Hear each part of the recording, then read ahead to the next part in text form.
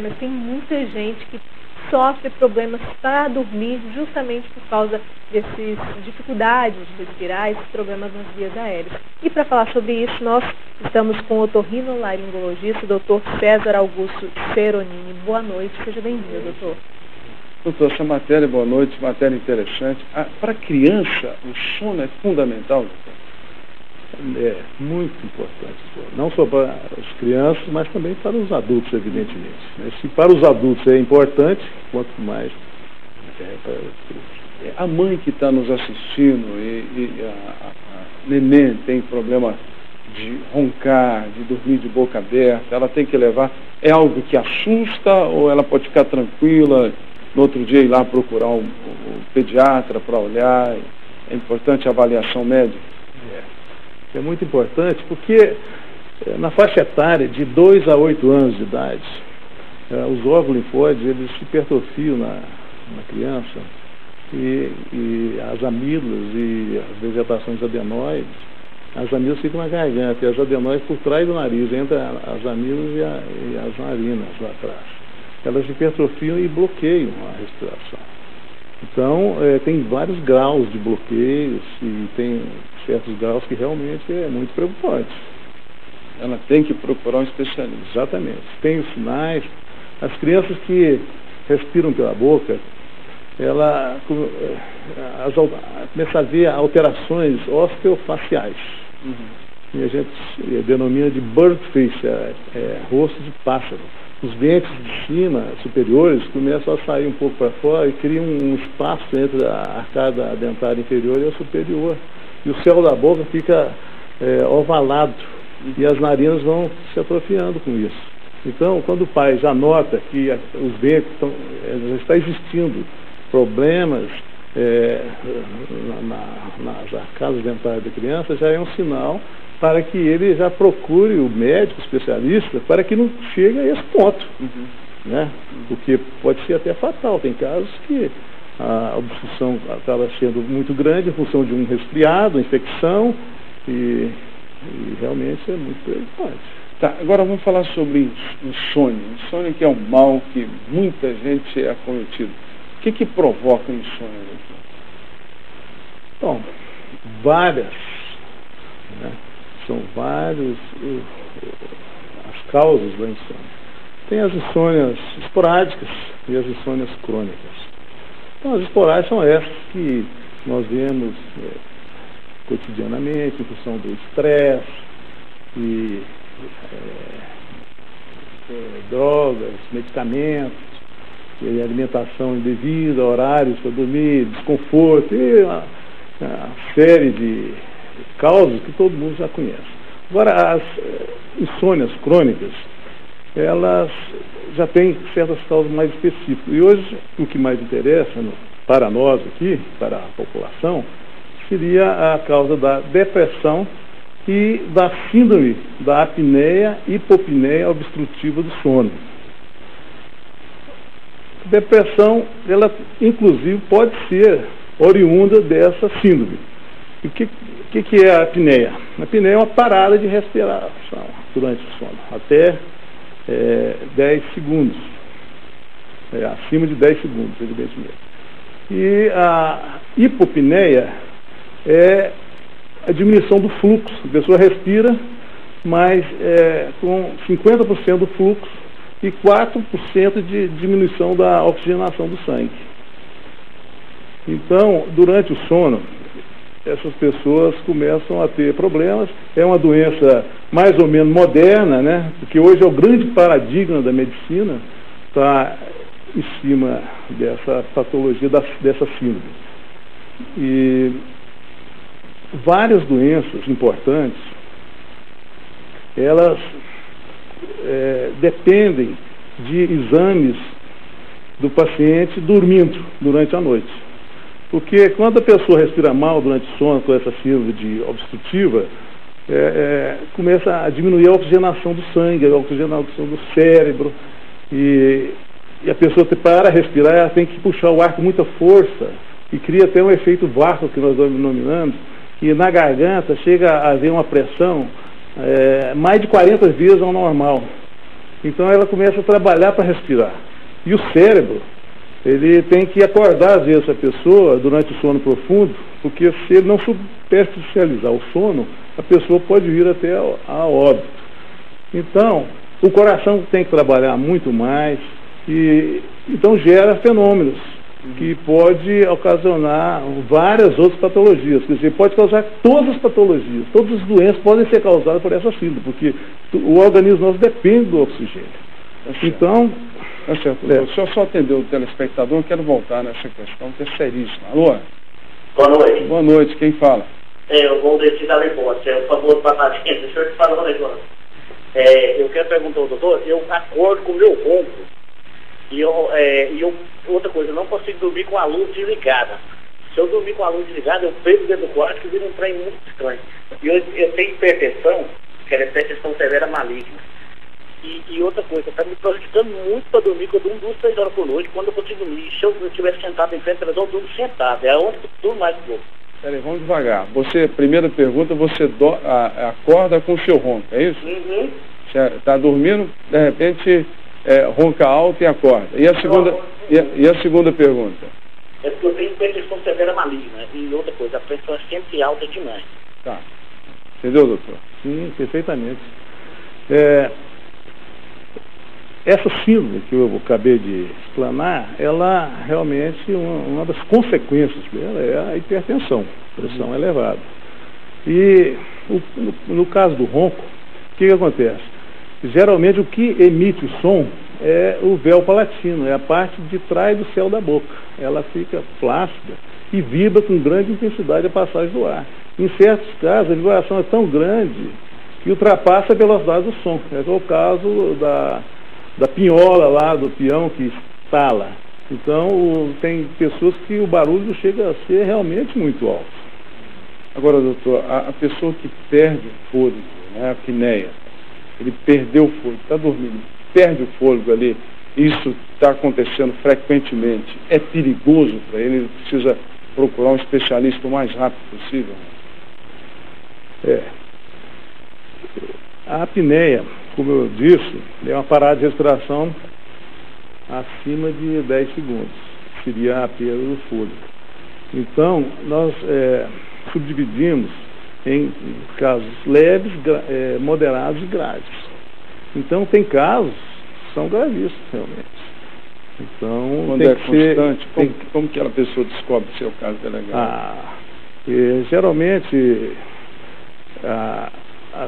os sintomas começam a aparecer, né? A pessoa ela fica com sonolência durante o dia, muito irritada, porque às vezes ela nem sabe que tem esse problema. É uma doença às vezes invisível. Então, e às vezes ela procura um outro médico de outra área, outra especialidade, ele fica tratando às vezes só em cima daquilo. Por exemplo, vai atrás, trata só da hipertensão, mas a causa da hipertensão, às vezes é porque essa pessoa ela está tendo problema durante o sono. Então o coração dela tem que trabalhar mais, é aquilo que eu disse.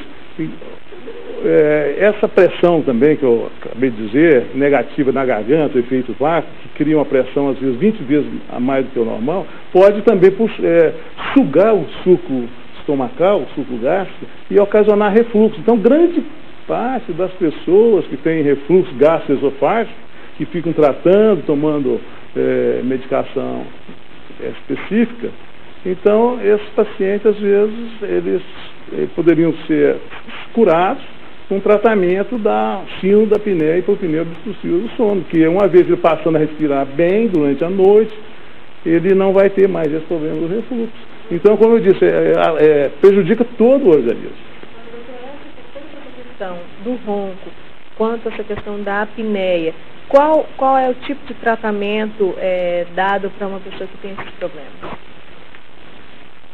O tratamento, tem aquele tratamento convencional, que nós denominamos de toalete do sono, né? Então, que eu disse sobre isso. E existem aparelhos, né, que favorecem a respiração vazante à noite, que é o CPAP. E, no meu ponto de vista, que eu sou especialista nessa área, eu vejo, e pela minha experiência, que o tratamento mais eficiente é um tratamento otorrinolaringológico, que você vai fazer um exame no paciente, você vai filmar o paciente todo por dentro, fazer manobras, vai detectar onde está existindo os bloqueios. Então nós fazemos hoje as cirurgias, a maioria delas é sobre anestesia local, o paciente opera de manhã, já vai embora depois da tarde, e você opera, e geralmente essas partes obstrutivas, elas se situam dentro das narinas, dentro da garganta também. Então nas narinas tem a parte septal, que é a parede divide os dois lados, a parte dos cornetos, tem o corneto inferior, o corneto médio. Então o ar tem que entrar nas narinas e formar como se fosse uma parábola, e tem que subir para depois descer. Então nesse processo o que acontece geralmente? O ar entra por baixo, em vez de entrar por cima. Então ele entra comprimido, com grande velocidade, e faz uma pressão negativa na garganta. E com o passar do tempo e também com a idade, essas estruturas na garganta, elas se tornam plásticas. Elas vão se tornando plásticas e vibrando com grande intensidade. Então, nessa cirurgia, nós hoje operamos tudo de uma vez. Então, você às vezes faz várias cirurgias no nariz, corrige, inclusive a válvula nasal, faz até uma plásticazinha no paciente, e opera a garganta também. Você opera, reduz o excesso das estruturas e abre a respiração do paciente. Então, na minha experiência, eu primeiro faço isso para depois indicar o CPAP. E eu quase não tenho indicado mais CPAP. Entendeu? E faz a cirurgia toda de uma vez, na garganta e nas narinas. E isso para a pessoa idosa é muito importante.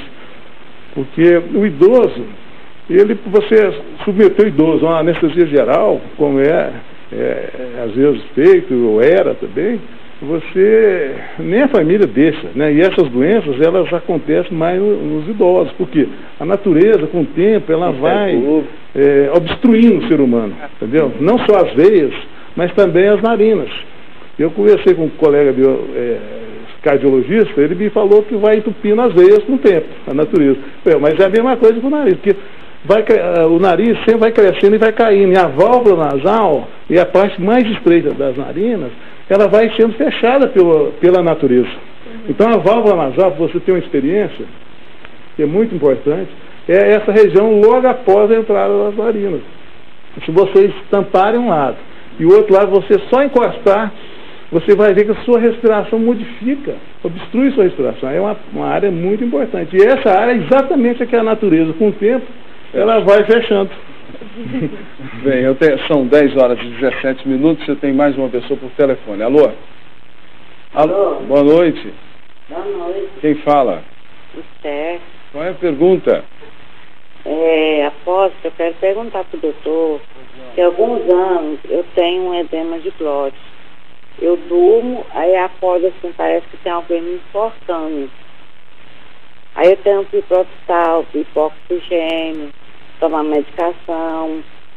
E assim, às vezes do nada me dá esse edema. Eu queria saber assim, o que ele me indica, né? Porque ele pode me dizer. Tem que examinar. Medicina você não pode fazer diagnóstico assim. Mas, a grosso modo, você pode ter mais de um problema. Às vezes você tem essa síndrome da pneumoposição e tem a laringotracomalácia, né? Às vezes as suas vias respiratórias inferiores são mais flácidas que o normal. E pode existir outros fenômenos também. Mas é muito importante a senhora avaliar à noite o que está acontecendo, porque, como eu disse, é uma doença invisível.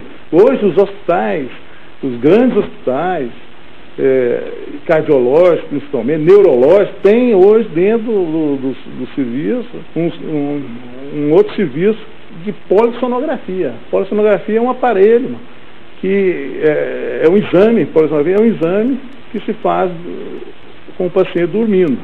Então ele nos dá vários parâmetros, inclusive esses prospectivos durante o sono. Tá certo. Doutor, última pergunta. Pessoas mais obesas, elas têm mais facilidade para roncar? Emagrecer ajudaria a pessoa a parar de roncar ou não? Ou não tem jeito? Ronco é ronco.